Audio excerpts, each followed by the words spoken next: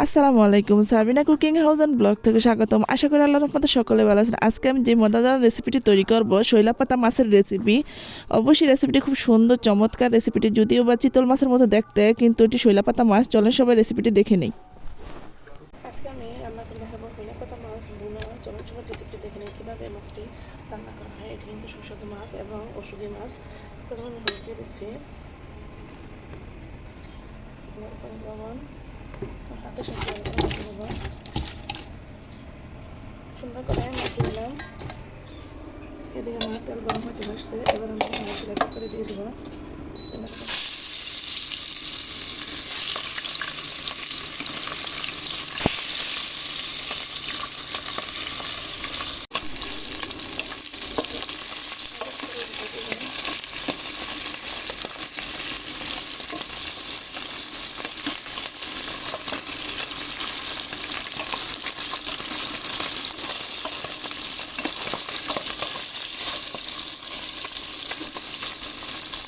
দিয়ে দেবো বাজারের মধ্যে পেঁয়াজ,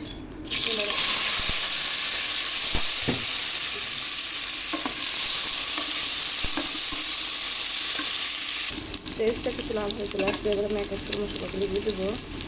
হলুদ, ধনিয়া, মরিচ, লবণ, কাঁচামরিচ, কিছু ধনিয়া পাতা, আদা রসুন, ধনিয়া পাতা। প্রথমত আপনি অল্প একটু দিয়ে শেষ অল্প একটু দিলাম, তাহলে সেটা খুব মজা করে এবং সুস্বাদু হবে। এবার আমি মশলাটা একটু সময় জন্য একটু দিয়ে দিচ্ছি পানি।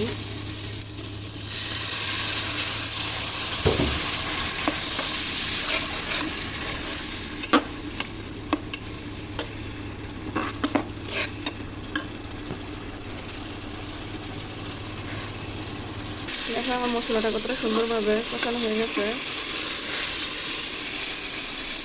এবার আমি কেটে রাখা টমেটোগুলো দিয়ে দিচ্ছি।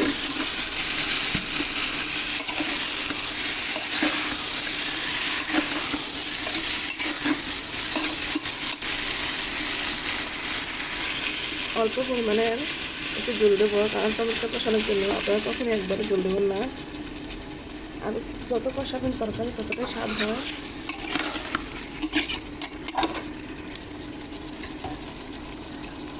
আমার তরকারিটা কষানো হয়ে গেছে। এবার আমি জল দিয়ে দিচ্ছি।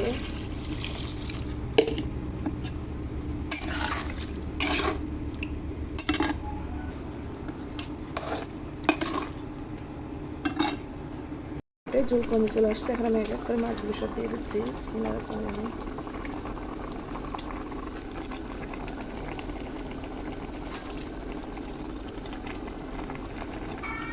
দিয়ে দিচ্ছি জিরা, সর্বশেষ ধনিয়া পাতা।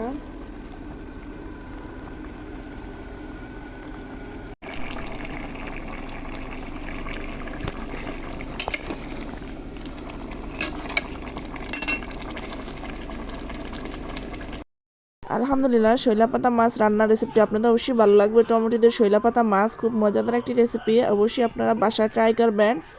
সকলের জন্য দোয়া রইল। সকলে আমার পাশে থাকবেন। ফি আমানিল্লাহ। আল্লাহ হাফেজ।